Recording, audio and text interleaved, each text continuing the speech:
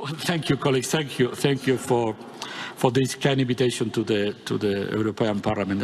I always feel at home when in an hemicycle, and there is a lot of friends in this room that I met in my period in the Council of Europe, in the OSCPA, in many electoral missions with other excellent officials. Well, let me introduce you the perfect storm. That is a good way to depict the challenges that Ukraine is facing in the coming years after the victory. 5 types of challenges I would like to organize that way my introductory remarks. 5 types. First, well, elections in general are being targeted by many new threats. And this is going to happen in any elections in every part of the world. That means interferences, malign interferences, disinformation, hate speech, misuse of social media, cyber attacks, and in the case of Ukraine, very particularly, the continuous campaign of Russian propaganda depicting the country as a fascist country, nothing to do with a democracy. And then, of course, the elections are going to be the perfect target to try to underline this Russian narrative first. Second, relative weaknesses of the democratic culture and fragility of institutions. That means it's a very weak party system. There is the influence of oligarchs, and there was, I hope, to use the past, a widespread corruption. Third, a change of the electoral framework, always a very stressful situation for the electoral administration, as has been raised during the previous panels. That means we need to train the whole electoral administration from the top to the bottom to conduct elections with a new legal framework. And the new legal electoral framework creates a new way of acting of parties. If you are acting in a proportional system with block list, you are acting as a party completely different if you have a preferential list or others.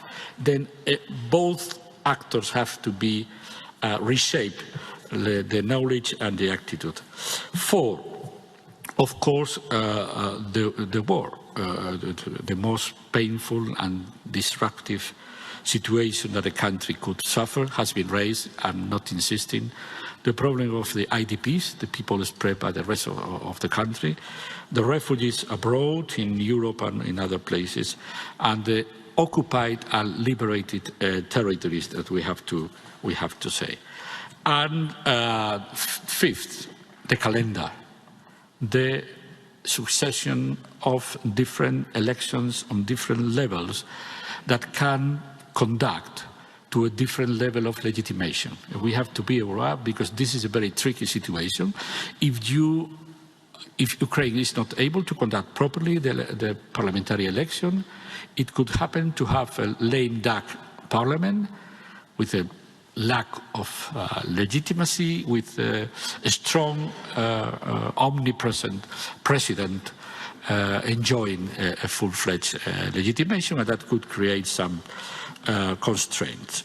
And my last point before raising some ideas from the European Union, we said, and we firmly believe that Ukraine is representing democratic values facing this war of aggression. And then the elections in Ukraine has to be irreprehensible, irreproachable, because this is the level in which we are, all of us, going to be measured by Russian propaganda. And for that reason, we have all interest, not only in helping Ukraine to conduct properly the election, we have to help Ukraine to conduct elections because we all are going to be measured as democracies in the laboratory of Ukraine.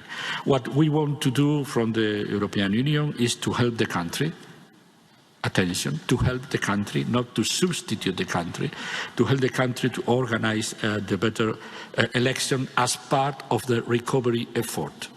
Sometimes recovery effort is always depicted as money. No, it's political support to do things properly, and this is part of the recovery agenda, minimizing the risk and try to help the country to register voters, to help to train electoral officials, to try to offer material equipment to the polling station, to help the country to conduct informative campaigns to voters, and to offer to the country the possibility of register Ukrainian in every European country, and to help the embassies and consulates to conduct elections in our countries. This is our program for Ukraine, and I raised my key idea.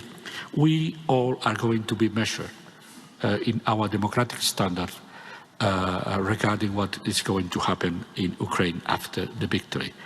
Thank you.